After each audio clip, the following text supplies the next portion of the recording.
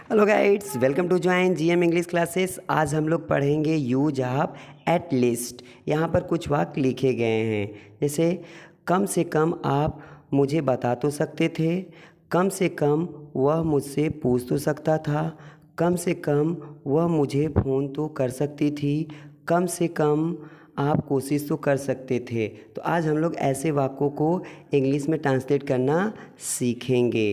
तो चलिए देखते हैं इसका स्ट्रक्चर्स।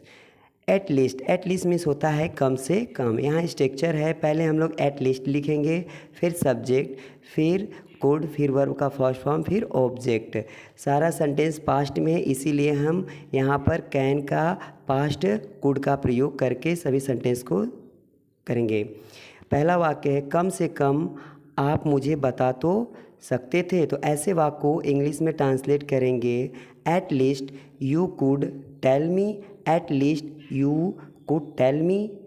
अगला वाक्य है कम से कम वह मुझसे पूछ तो सकता था, कम से कम वह मुझसे पूछ तो सकता था।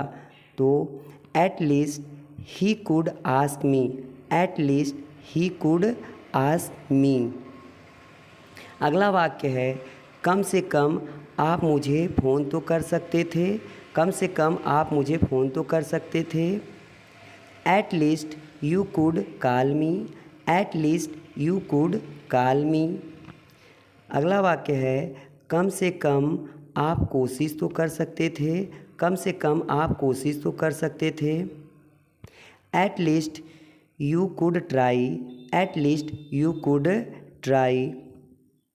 सो गाइड्स, आई होप आप लोग को समझ में आ गया होगा कि किस तरह से ऐसे वाक्यों को हम इंग्लिश में ट्रांसलेट करेंगे। सारा सेंटेंस पास्ट में था, इसलिए कैन का पास्ट टेंस कुड का प्रयोग करके सभी वाक्यों को ट्रांसलेट किया गया है कुड का प्रयोग करके।